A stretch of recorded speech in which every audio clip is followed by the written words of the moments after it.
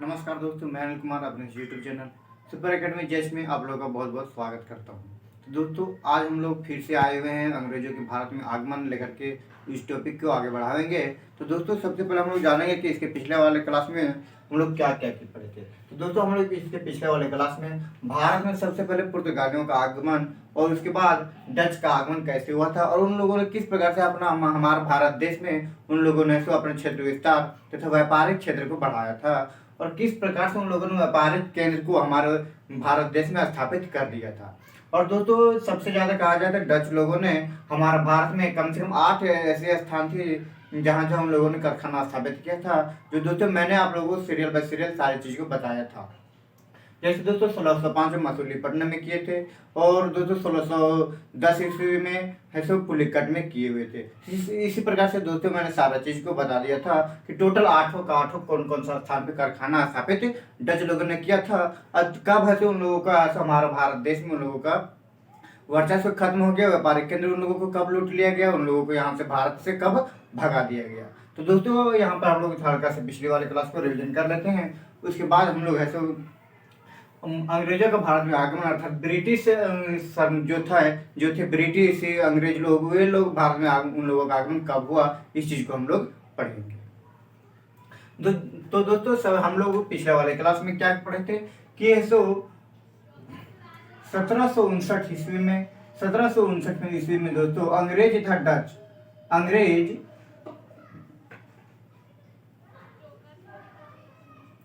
तथा डच लोगों में एक युद्ध हुआ था जिसको दोस्तों बेतार का युद्ध कहा जाता है। ठीक है, बेदार का युद्ध कहा जाता है। इसी बेदार के युद्ध में दोस्तों डच लोगों ने अंग्रेजों से हार गए थे। ऐसे युद्ध हारने के पश्चात दोस्तों उन लोगों का वर्चस्व भारत में व्यापारिक केंद्र के पतन होना स्थापित प्रारंभ हो गया था। और दोस्तों अंततः 1795 होते होते अंग्रेज लोगों ने डच को भारत से निकाल दिया था कि पूर्ण रूप से उन लोगों को यहाँ से भगा दिया गया। तब दोस्तों हमारे भारत में ऐसे सिर्फ पुर्तगाली उसमें बचे हुए थे जिस पर समय से अंग्रेज यहाँ पे थे। उसके बाद दोस्तों अंग्रेज के बाद हमारे देश में डेनिश लोग आए हुए हैं और डेनिश लोगों के बाद फ्रांस के लोग आए हुए थे। तो दोस्तों इसके बाद हम लोग इसी प्रकार से सीरियल पढ़ेंगे कि अंग्रेज आए, उसके बाद फिर डेनिश के बारे में पढ़ेंगे, उसके बाद फिर अंग्रेज के बारे में पढ़ेंगे। ये दोस्तों 5 ऐसे हैं जो हमारे भारत को सबसे ज्यादा लूटे थे। और एक और जो दोस्तों स्वीडिश, इन लोगों ने भी भारत आए, लेकिन दोस्तों इन लोगों ने बहुत कम मात्रा में लूट पाए थे। तो चूंकि दोस्तों उसमें सबसे ज्यादा किसका अंग्रेज का वर्चस्व चल रहा था और इन लोगों ने पूरे भारत को अपने अधीन में कर चुके थे।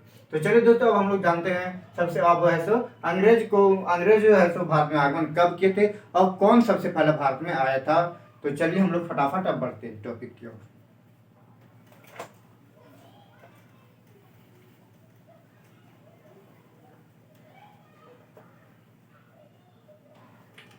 हाँ, तो दोस्तों अगर आप लोग चाहते हो कि हम लोग इस वीडियो को पूरी अच्छी तरीके से बेहतरीन तरीके से पढ़े तो दोस्तों अपने दोस्तों तक एक बार जरूर से जरूर शेयर कीजिए। और दोस्तों बिल्कुल ऐसा नहीं कीजिए कि आप लोग की वीडियो देखते देखते बीच में छोड़ के चले जाएं, क्योंकि दोस्तों अगर हम लोग इस चीज़ को अगर पूरा अच्छी तरीके से नहीं जानेंगे, शुरू से अंत तक अगर नहीं पढ़ेंगे तो दोस्तों हम लोग को ऐसे परेशानी होगी कि बाद में अगर कहीं भी क्वेश्चन पूछ दिया जाए तो हम लोग नहीं बना पाओगे। क्योंकि कारण दोस्तों ये है कि यहाँ पे जो भी चीज मैं बताऊंगा ना वो सारी चीज बहुत ही बार एग्जाम में रिपीट किया जा रहा है, क्वेश्चन बार बार पूछा जा रहा है। तो चलिए हम लोग जानते हैं सबसे अब है सो अंग्रेजों का भारत में आगमन।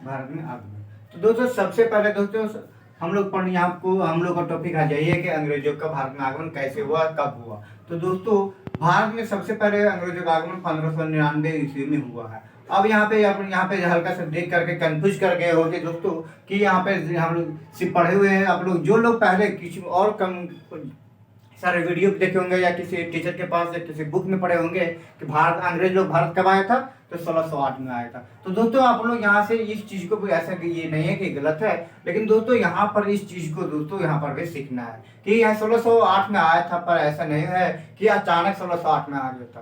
तो सबसे पहले दोस्तों 1599 में एक व्यक्ति अंग्रेज भारत आया था, जिसका नाम दोस्तों जॉन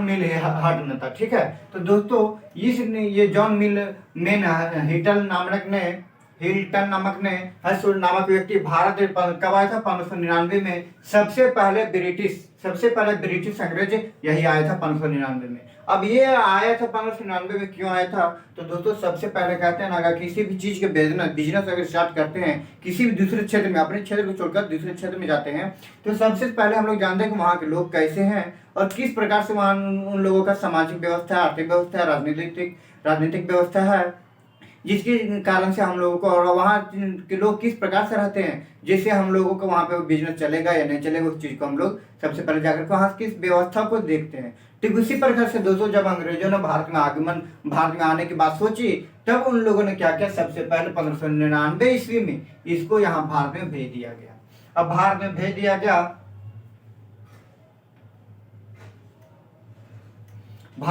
गया, तब इन्होंने भारत में भ्रमण करके देखे, घूम करके देखे, तब हमारे भारत की सामाजिक व्यवस्था की बात कहा जाए दोस्तों कि बहुत ही ज्यादा खराब था। अब खराब क्या था कि दोस्तों आज भी हमारे गांव में या अपने समाज में, अपने पड़ोसी में, अपने मोहल्ले में देखे दोस्तों, तो कि ये होता है कि अपने खुद के भाई में ऐसे इतना ज्यादा झगड़ा हो जाता है कि एक दूसरे को मार दिया जाता है, या फिर यहाँ तक कि हत्या की बात भी चली जाती है। वहाँ पे किसी क्षेत्र में ऐसा भी होता है कि एक दूसरे अपना भाई है, दूसरे भाई का हत्या कर देता है। जिससे यहाँ पे पता चल गया था दोस्तों को भारत में एकता की भावना नहीं है। क्या है, भारतीय समाज में एकता की भावना नहीं है। वहाँ पे ऐसे अपने आप में ऐसे सारे लोग ऐसे मारपीट लड़ाई झगड़ा करते रहते हैं, यहाँ तक कि वो अपने भाई में करते हैं, यहाँ तक तो बहन में भी, अपने सास बहू में भी होती है। इन सारे लोग इसी प्रकार से दोस्तों कोई भी एकता की भावना नहीं दिखा था, जिसके कारण से यहाँ पे एक प्लस पॉइंट किसको, अंग्रेज लोगों को मिल गया था भारत में आने की, ये एक कमजोरी मिल गया था। उसके बाद दूसरा पॉइंट क्या था कि अगर हमारे राजा के उसमें वंशानुगत था, तो वंशानुगत के अनुसार से दोस्तों सारा वहाँ पे हमारे भारतीय देश को चलाया जा रहा था। तो इसी प्रकार से दोस्तों जब हमारे भारत के राजाओं के बारे के क्षेत्र में देखा गया, तो दोस्तों हमारे भारत के राजा के जो थे, उनके सेना उन लोग अपने या फिर उनके प्रजा लोग अपने खुद के राजा से खुश नहीं हुआ करते थे। जिससे क्या हुआ कि जब अंग्रेजों की बात का पता चला कि जो भारत के जो प्रजा है अपने राजा से खुश नहीं है, तो उन लोगों को लगा कि अगर यहाँ पे हम लोग उन लोगों के बीच में हल्के से अगर दरार डाल देते हैं तो क्या हो जाएगा, तो हम लोग उसको तुरंत अपने अधीन में कर लेंगे। अर्थात ये हो जाएगा कि हल्का सा अगर भड़का देंगे तो क्या हो जाएगा, तो हम लोग का अधीन में आ जाएगा। जैसे दोस्तों कहावत में क्या कहा जाता है ना कि ऐसे मारेंगे कि सांप भी मर जाएगा और लाठी भी नहीं टूटेगा। ठीक है, तो इसी बात का चर्चा दोस्तों, इसी बात पर उन लोगों ने, इसी चीज को लेकर के उन लोगों ने कब 1600 ईस्वी में ऐसा उन लोगों ने एक कंपनी बना दिया। अर्थात समझ में आया, बिल्कुल नहीं आया। अब नहीं आया चूंकि दोस्तों मैंने आप लोगों को यहाँ से तुरंत हल्का सा पा दिया। कारण यह दोस्तों कि जब मैंने क्या बताया कि यहाँ पर भारत की सामाजिक व्यवस्था, आर्थिक व्यवस्था, राजनीतिक व्यवस्था किस प्रकार से थी, उन सारी चीज को देखा गया। अब देखने के पश्चात ऐसा लगा अंग्रेजों को कि हम चाहें तो अंग्रेजों भारत को अपने अधीन में ज्यादा दिन में नहीं तुरंत ही कर लेंगे। इसी वजह से दोस्तों उन लोगों ने सबसे पहले जब इस चीज का रिपोर्ट शब्द कहाँ, इंग्लैंड के राजा जेम्स प्रथम के पास पहुंचाया गया। तब उन्होंने भारत में एक व्यापारिक केंद्र स्थापित करने के लिए एक कंपनी की स्थापना की। कब व्यापारिक कंपनी की स्थापना की 1600 ईस्वी में। कब 1600 ईस्वी में, जिसके नाम दोस्तों EIC, जिसको दोस्तों ईस्ट इंडिया कंपनी कहा जाता है। अब हम लोग जानेंगे दोस्तों कि हम लोग पिछले वाले क्लास में क्या बोले थे हम कि डच लोग भी EIC लेके आए थे। डच लोग भी EIC लेकर के आए थे, तो बोलेगा कि यहाँ पर भी EIC आया था, यहाँ पर भी EIC आया था। तो दोस्तों यहाँ पर भी EIC आया था और यहाँ पर भी ऐसे आया था। यहाँ तक कि दोस्तों पुर्तगाली भी जो लोग थे ना, पुर्तगाली, वे लोग भी EIC ही लेकर के आए थे, ईस्ट इंडिया कंपनी। लेकिन दोस्तों सिर्फ यही था फर्क था कि इसमें डच ईस्ट इंडिया कंपनी कहा जाता है, इसको पुर्तगाली ईस्ट इंडिया कंपनी कहा जाता है, इसको ब्रिटिश ईस्ट इंडिया कंपनी कहा जाता है। बस कहिए दोस्तों, बाकी सारा इन लोगों का नियम जो था सेम था और हल्का सा नाम में सिर्फ परिवर्तन था। तो 1600 ब्रिटिश ईस्ट इंडिया कंपनी का स्थापना कब 1600 ईस्वी में कर दिया गया। उसके बाद स्थापना करने के बाद ऐसे दोस्तों 8 साल बाद, ठीक है, 8 साल बाद कब 1608 ईस्वी में, 1608 ईस्वी में ऐसो भारत के पूर्वी तट पर, 1608 ईस्वी में भारत के पूर्वी तट पर एक व्यापारिक केंद्र स्थापित करने के उद्देश्य से हॉकिंस को भारत के राजा जहांगीर के दरबार में कहा, आगरा में भेजा गया। किसको? हॉकिंस को 1608 ईस्वी में सूरत में, ठीक है, भारत के पश्चिमी तट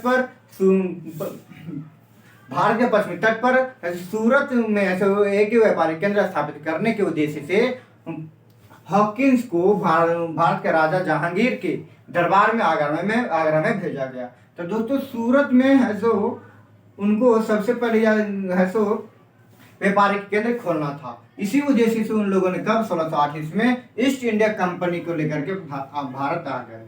अब हम लोग जानेंगे दोस्तों ईस्ट इंडिया कंपनी को भारत में लेकर के आए तो हॉकिंस ने ऐसा क्या बोला जो हमारे जहांगीर को, जो राजा शासक थे हमारे मुगल वंश का, उनको क्या हॉकिंस ने बोला जिसकी वजह से क्या हो गए, हॉकिंस को सारी चीज का अनुमति दी। तो दोस्तों हॉकिंस एक ऐसा व्यक्ति था जो दोस्तों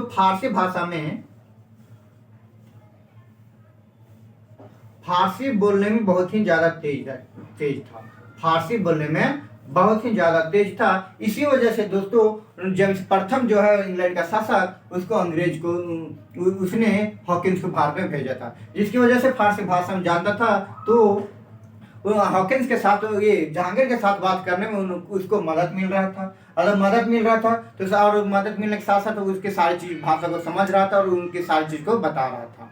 तो इन्होंने दोस्तों मैंने जैसे बताया ना कि हमारे भारत में जिस प्रकार से पुर्तगाली सबसे पहले आया, तो कौन? वास्को डिगामा आया। किसके पास गया था? कालीकट के शासक सामूरी, जिसको जिमरन के नाम से कहा जाता है। उसको काफी ज्यादा महंगाई भेंट दिया, कीमती चीज दिया, जिससे वह खुश हो गया। ठीक उसी प्रकार से दोस्तों हमारे जहांगीर महाराज हैं, उनको ऐसे कौन? हॉकिंस ने, कौन? जहांगीर महाराज को हॉकिंस ने ऐसा बात बोला कि उनको दिल को छू गया। और दिल को छूने के बाद दोस्तों उन्होंने है सो उनको हॉकिंस ने भी एक बहुत ही कीमती भेंट दिया, जिससे उनको है सो और ज्यादा प्रभावित उन्होंने हॉकिंस के ऊपर हो गए और बहुत ही ज्यादा उस पर उनका विश्वास हो गया। जिसकी वजह से दोस्तों इन्होंने क्या किया, 1608 ईस्वी में, ठीक है, 1608 ईस्वी में हॉकिंस को आगरा में रहने के लिए अनुमति दे दिया गया। आगरा में रहने के लिए अनुमति दे दिया गया। यहाँ तक बातें ही जुदा है, ठीक है, यहाँ तक की बातें जुदा है, चलो ठीक है, आगरा में रहने के लिए अनुमति दे दिया गया। लेकिन अब यहाँ पे ये हो गया दोस्तों कि 400 मनसब अर्थात 400 उनके छोटे छोटे ऐसे क्षेत्र थे जिसको दोस्तों उन्होंने उनके अधीन में सौंप दिया। अर्थात अधीन में सौंपने का एक शासक बना दिया 400 अधीन का, 400 मनसब का। लेकिन दोस्तों वहां पर जो भी कर वसूल किया जाता था, अन्य प्रकार से किसी भी प्रकार की कोई भी काम होती थी, तो दोस्तों सारी चीज को किसको सौंप दिया जहांगीर ने? तो हॉकिंस को सौंप दिया।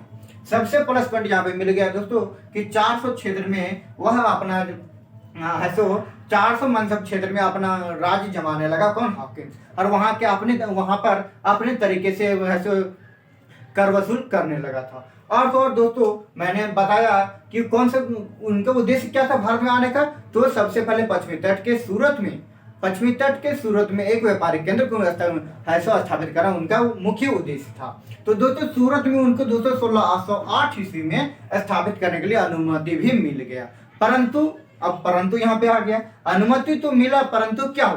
तो परंतु दोस्तों ये हुआ, व्यापारिक केंद्र स्थापित करने के लिए मिला, लेकिन दोस्तों उसमें ज्यादा नहीं, बस सीमित मात्रा में कुछ लिमिट कर दिया गया था और उतने ही मात्रा में उनको व्यापारिक केंद्र वहां पे करना था। जिसकी वजह से दोस्तों यहाँ पे कहा जाता है कि सूरत में कब स्थापित किया गया था, स्थापित किया गया था अंग्रेजों द्वारा व्यापारिक केंद्र, तो दोस्तों कहा जाता है 1615 में किए थे। अब यहाँ पर दोस्तों मैंने बताया कि बिल्कुल भी कंफ्यूज नहीं होना है, हल्का सा सब्र कीजिए, मैं दोस्तों सारी चीज को बताऊंगा क्योंकि दोस्तों मैंने जैसे बताया 1599 में सबसे पहले भारत आया था अंग्रेज, जबकि यहाँ पे कहा जाता है हम लोग पढ़ते हैं हमेशा कब 1608 ईस्वी में। और दोस्तों हम लोग यहाँ पर हमेशा क्या और चीज पढ़ते हैं क्या है दूसरी चीज में कि 1615 में सबसे है 1615 में सूरत में है सबसे पहले व्यापारिक केंद्र खोला गया था। लेकिन दोस्तों व्यापारिक केंद्र तो वहां पर स्थापना 1608 में हो गया था, लेकिन दोस्तों वहां पे व्यापार करने के लिए अनुमति उसमें नहीं मिला था, केंद्र को खोलने का अनुमति मिल गया था, जिसको दोस्तों वहां पे खोल दिया गया था, लेकिन व्यापार नहीं किया जा रहा था। तो दोस्तों वहां पे व्यापार करने की अनुमति कब मिल गया था, तो दोस्तों उनको 1615 ईस्वी में 1615 ईस्वी में उनको अनुमति मिल गया। तो उसके बाद क्या हुआ, अनुमति मिल गया तो उनके साथ साथ है सो एक चीज और उन्होंने प्राप्त कर लिया। अब क्या क्या, अब देखिए मैं बताता हूं कि जब दोस्तों फरवरी आया 1615 ईस्वी का मंथ फरवरी आया, तब 1615 ईस्वी के मंथ फरवरी में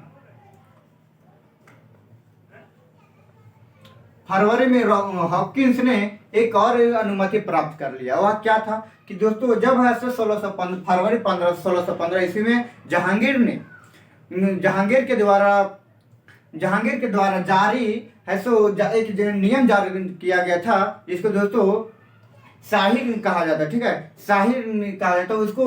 उसके माध्यम से उसके तहत जारी शाही नियम के तहत हॉकिंस ने एक नियम हासिल किया था, यही कि जो कहा गया था कि है सो एक अंग्रेज सेना क्या करेगा, एक अंग्रेज सेना जहांगीर के दरबार में एक राजदूत के रूप में रहेगा। अर्थात अब यहाँ पे इस प्रकार से दोस्तों मेगास्थनीज है, कहाँ पे मेगास्थनीज किसके, चंद्रगुप्त मौर्य के दरबार में राजदूत के रूप में रहा था। ठीक उसी प्रकार से यहाँ पे कहा गया कि एक अंग्रेज राजदूत किसके, जहांगीर के दरबार में रहेगा। उसी प्रकार से तब यह अनुमति प्राप्त कर लिया, और तो और कब 1615 ईस्वी में ही ऐसे स्थापित करने के पूर्ण सूरत में व्यापारिक केंद्र स्थापित करने के पूर्ण अधिकार प्राप्त कर ले 1615 में। तब ऐसे 1615 में स्थापित किया और उस समय से सूरत में व्यापारिक केंद्र व्यापार करना स्टार्ट प्रारंभ कर दिए थे। तो दोस्तों इसीलिए 1615 में कहा जाता है कि सूरत में व्यापारिक केंद्र कब खोला गया था, तो 1615 में खोला गया था। और यहाँ पे हम लोग दोस्तों आपको यहाँ पे सीख रहे थे कि एक और यहाँ पे 1615 में क्या हुआ था। तो दोस्तों मैंने बताया कि उन लोगों ने अनुमति प्राप्त कर लिया था कि जहांगीर के दरबार में एक राजदूत होगा जो भी अंग्रेज होगा, अंग्रेज के माध्यम से। तो दोस्तों 1615 में अनुमति प्राप्त करते ही ठीक है सो जेम्स प्रथम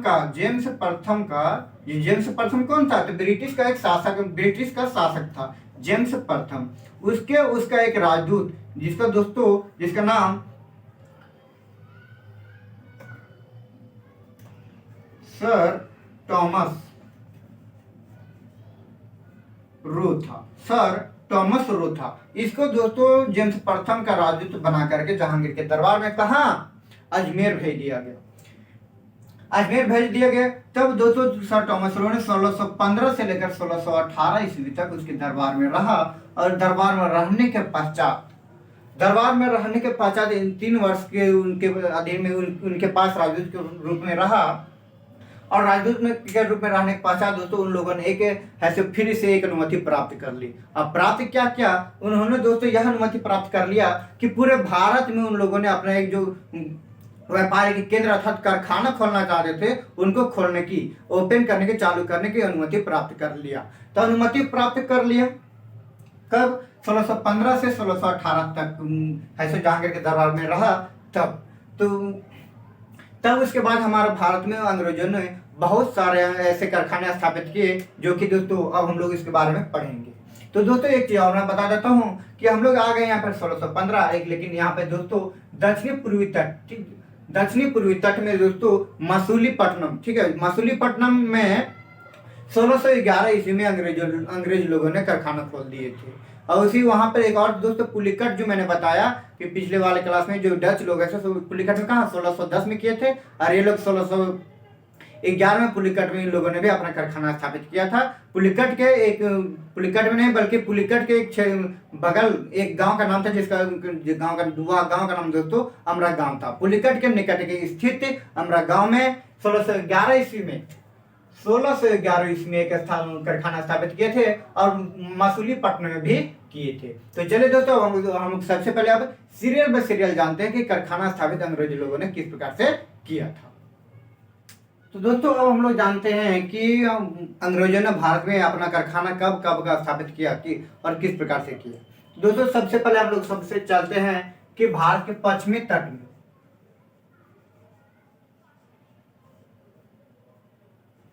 पश्चिमी तट में उन लोगों ने किस प्रकार से अपना कारखाना स्थापित किया था।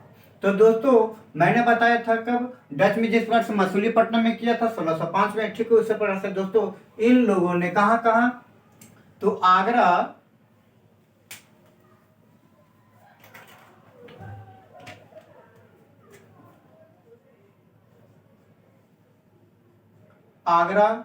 अहमदाबाद,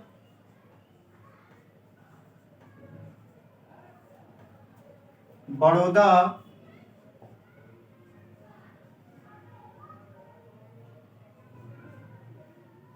तथा भड़ौच में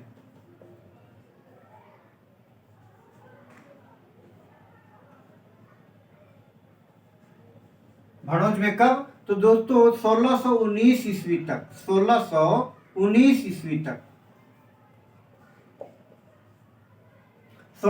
ईस्वी तक में इन लोगों ने इन सारे स्थानों पर कौन कौन, तो दोस्तों आगरा, अहमदाबाद, बड़ौदा और बड़ौच में इन लोगों ने 1619 ईस्वी तक कारखाना स्थापित कर दिए थे। तो कहाँ पे, तो पश्चिमी तट में, ठीक है। भारत के पश्चिमी तट में इन सारे 4 क्षेत्र में 1619 ईस्वी तक है सो कारखाना स्थापित कर दिए थे। उसके बाद के दोस्तों हम लोग पढ़े अभी कुछ देर पहले कि दक्षिणी पूर्वी तट में, ठीक है, दक्षिणी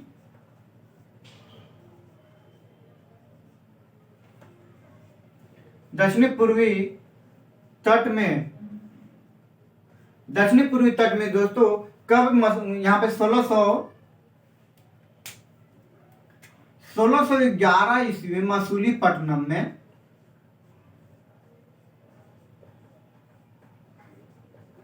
1611 ईस्वी में मसूलीपट्टनम में, तथा कहा, पुलिकट के निकट स्थित अमरा गांव में,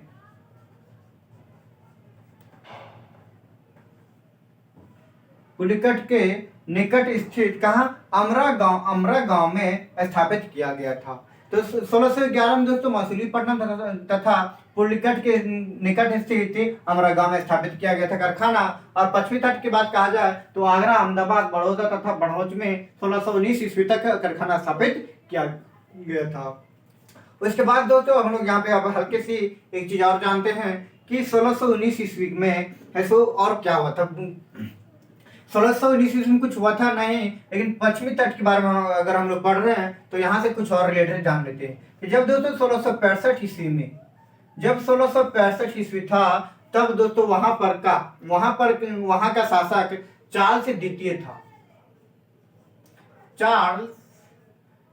था, ठीक है। चार्ल्स द्वितीय था। तो उसके पास से अंग्रेजों लोगों ने क्या किया कि 10 पाउंड प्रति साल के रूप में 10 पाउंड प्रति साल के रूप भाड़े के रूप में है सो बम्बई को खरीद लिया। क्या 10 पाउंड प्रति साल भाड़े के रूप में चार्ल्स द्वितीय से मुंबई को खरीद लिया। और इसको मुंबई को खरीदने के बाद पश्चात क्या हुआ, उन लोगों का अधिकार मुंबई पर हो गया। और मुंबई पर उन लोगों का अधिकार हो गया, तब उन लोगों ने क्या करेगा, अपने मत से मुंबई पर अपना अधिकार जमाने लगा। आप जिस प्रकार से उन लोगों को काम करना था उस प्रकार से काम करता था, किसी की बातें राय नहीं लिया करते थे, अपने अनुसार से उन लोगों ने कार्य किया करते थे। तो दोस्तों उन लोगों ने क्या करता था, भाड़ा दिया करता था साल भर में कितना, तो दोस्तों 10 पाउंड। तो उसके बाद एक चीज और दोस्तों वहां पे हम लोग यहाँ पे सीखेंगे कि जिस प्रकार से हम लोग सीखे हुए थे पुर्तगाली का, ठीक है, पुर्तगाली का प्रथम गवर्नर बना था। ठीक उसी प्रकार से है सो अंग्रेजों का प्रथम गवर्नर कौन बना था? तो दोस्तों अंग्रेजों का प्रथम गवर्नर गेराल्ड ओंगियार ने बना था। ओंगियार था, ठीक है। तो अंग्रेजों का प्रथम गवर्नर कौन था? तो गेराल्ड ओंगियार था। दोस्तों यहाँ पे ध्यान से देखिएगा कितना, गेराल्ड ओंगियार अंग्रेजों का प्रथम गवर्नर, और मुंबई को कितने रुपए में खरीदा था? तो दोस्तों 10 पाउंड सालाना भाड़े के रूप में खरीदा था।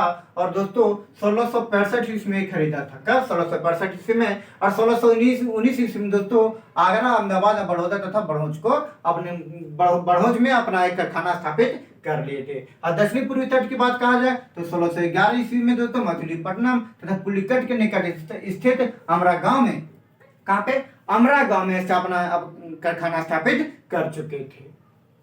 इसके बाद दोस्तों हम लोग यहाँ पे आते हैं पूर्वी तट।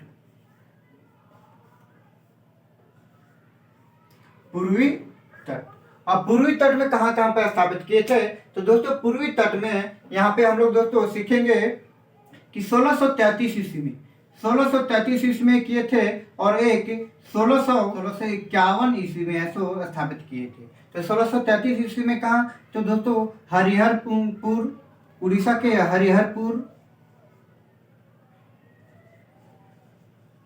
हरिहरपुर में, और एक दोस्तों बालासोर में किए थे।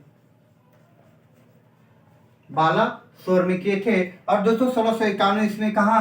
तो हुगली में किए थे दोस्तों, हुगली में किए थे। ठीक, तो दोस्तों हम लोग इन लोगों का भी कारखाना स्थापित को पढ़ लिए हैं। तो दोस्तों पश्चिमी तट था, दक्षिणी पूर्वी तट है, और पूर्वी तट है।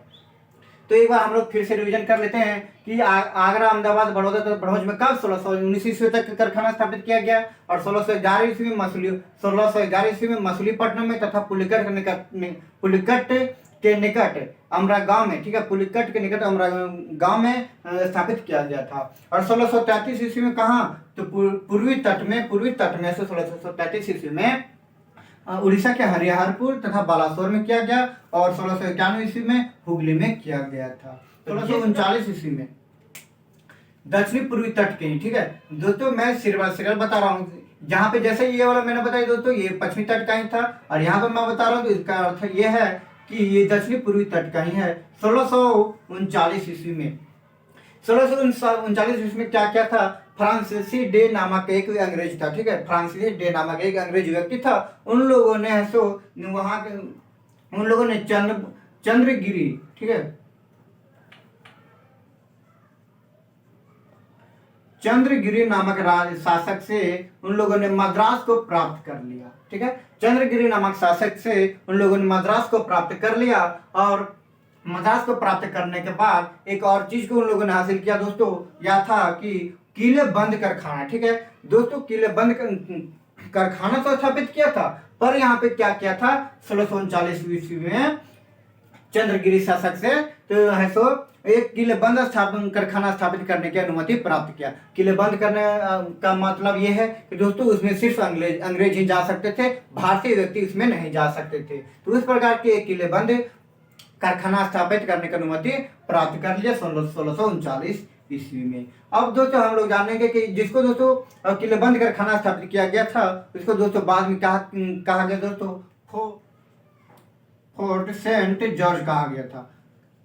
बाद में दोस्तों उसको है सो फोर्ट सेंट जॉर्ज कहा गया था। तो क्या हुआ दोस्तों? 1639 में चंद्रगिरी नामक शासक से है सो मद्रास को प्राप्त किया, और मद्रास को प्राप्त करने के पश्चात एक और चीज को प्राप्त किया। क्या किया? तो दोस्तों किले बंद नामक एक कारखाना स्थापित करने की अनुमति प्राप्त किया, जिसको दोस्तों बाद में है सो उस कारखाना को फोर्ट सेंट जॉर्ज कहा गया था। क्या कहा गया था?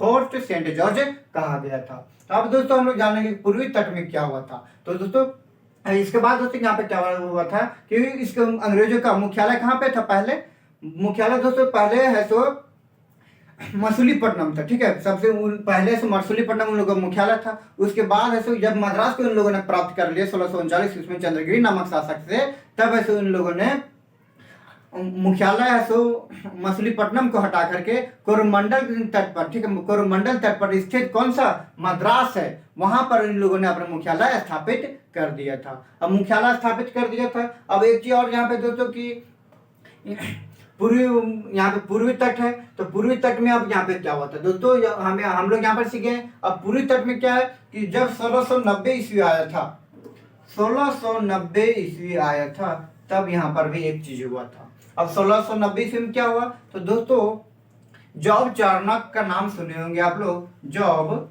चार्नक, जॉब चार्नक। इन्होंने क्या किया कि भारत के सुतानती, ठीक है, सुतानती,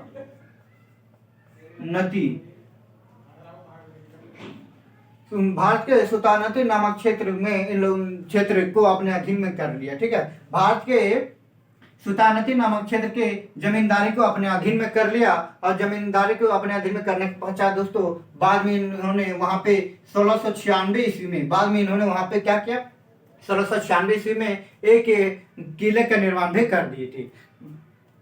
सुतानती में क्या किया, एक किले के निर्माण सबसे पहले अपने अधीन में करके वहां पर एक किले का निर्माण किया सुतानती में 1690 में है, और 1696 ईस्वी में है सो किले बंदी कर दिए थे, ठीक है। 1696 ईस्वी में किले बंदी कर दिए थे। उसके बाद दोस्तों यहाँ किले बंदी करने के पश्चात जब 1698 ईस्वी आया, ठीक है, 1698 ईस्वी आया, तब है सो वहां पे जॉब चार्नक ने क्या किया, जिसको दोस्तों जॉब चार्नक ने 1698 ईस्वी में वहां का 3 ऐसे, पहला सुतानती, दूसरा कालीकट और तीसरा है गोविंदपुर, इन तीनों क्षेत्र को अपने क्षेत्र में अपना है सो जमींदारी हासिल कर लिया। फिर 1698 ईस्वी तक, 1698 ईस्वी तक है सो उन लोगों ने फोर्ट जॉब चार्नक ने है सो तीन क्षेत्रों का जमींदारी हासिल कर लिया। उसके पश्चात है सो वहां पर उन लोगों ने क्या किया कि जिसको वहां पे उसका नाम ही बदल डाला। जब इन अंग्रेजों ने वहां का जमींदारी अपने अधीन में कर लिए, तब वहां पे कुछ दिनों के बाद उसका नाम ही बदल दिया, जिसका नाम दोस्तों बाद में क्या रखा गया था, तो कलकत्ता रखा गया, कलकत्ता। तो दोस्तों अब हम लोग यहाँ पे जरा से यहाँ पे हम लोग को एक कंफ्यूजन है, एक क्वेश्चन प्राप्त हो गया कि अब हम लोग यहाँ से जानेंगे कि कलकत्ता शहर के जो अभी वर्तमान में है उसका निर्माण कैसे हुआ था। तो दोस्तों तीन शहर का निर्माण मिलने से हुआ है, सुतानती, कालीकट और गोविंदपुर। सुतानती, कालीकट और गोविंदपुर, इन 3 क्षेत्र को मिलाने के पश्चात कलकत्ता शहर का निर्माण किया गया था। तो दोस्तों अब हम लोग यहाँ तक सीख गए। और एक हम चीज और दोस्तों, हम लोग यहाँ पे जो पढ़े, सुतानती में एक कारखाना स्थापित किया गया था कब, 1690 में, और 1696 में उसको किलेबंदी कर दिया गया था, जिसको दोस्तों बाद में कहा गया था क्या, तो दोस्तों उसको बाद में फोर्ट विलियम कहा गया था। क्या, तो दोस्तों बाद में फोर्ट विलियम, जिस प्रकार से दोस्तों चंद्रगिरी से है सो मद्रास प्राप्त किया और तथा किले बंद कारखाना स्थापित करने की अनुमति प्राप्त कर लिया था फ्रांसिस डे ने, और उसको बाद में कहा गया था फोर्ट सेंट जॉर्ज। ठीक उसी प्रकार से है सो किले यहाँ पे जब 1696 में किले की बंदी करवा लिया जॉब चार्नक ने, और 1690 में है सो सुतानती में किले की निर्माण करवाया था, कारखाने का निर्माण करवाया था। उसके बाद में कहा गया फोर्ट विलियम। तो दोस्तों ये सारी चीज हम लोग आज इनका सारा चीज का डिटेल को पढ़ लिए हैं। कहाँ से, तो दोस्तों 1599 ईस्वी से लगातार टोटल 1700 के लेंथ से हम लोग पढ़ लिए। और अर्थात पढ़ लिए के अर्थात ये दोस्तों कि भारत में आगमन हुआ, उसके पश्चात इन लोगों ने किस प्रकार से अपना क्षेत्र विस्तार किया। ये दोस्तों उतना क्षेत्र विस्तार तो हम लोग हल्के फुल्के पढ़े हैं, इसके आगे हम लोग और इसमें पूरा विस्तार से पढ़ेंगे। तो ये है दोस्तों हम लोग भारत का आगमन पढ़ रहे हैं। आगमन करने के बाद मेन टॉपिक कहाँ पे था उस चीज को हम लोग पढ़े हुए हैं। इसके आगे दोस्तों नेक्स्ट क्लास में हम लोग जब हम लोग भारत में अंग्रेजों का आगमन को पूरा पढ़ लेंगे, तब उसके बाद हम इसके नेक्स्ट टॉपिक को उठाएंगे, जिससे अंग्रेज का सारा क्षेत्र विस्तार और व्यापारिक केंद्र के बारे में पढ़ेंगे। तो दोस्तों अगर आप लोगों को इसमें जरा सा भी अब प्रॉब्लम होती है या जरा सा भी कंफ्यूजन कहीं भी होती है, तो दोस्तों कमेंट करके जरूर बताइए, ताकि दोस्तों मैं आप लोगों को सारी चीज़ को फिर से बताऊंगा। लेकिन हाँ दोस्तों, मैं आप चाहता हूँ कि अगर आप लोगों को ये वीडियो अच्छी लगी हो तो लाइक शेयर कमेंट जरूर कीजिए, और हाँ दोस्तों अपने दोस्तों तक शेयर जरूर कीजिए दोस्तों। तो चलिए दोस्तों अब हम लोग फिर मिलेंगे इस वीडियो में, तब तक के लिए अब जय हिंद जय भारत।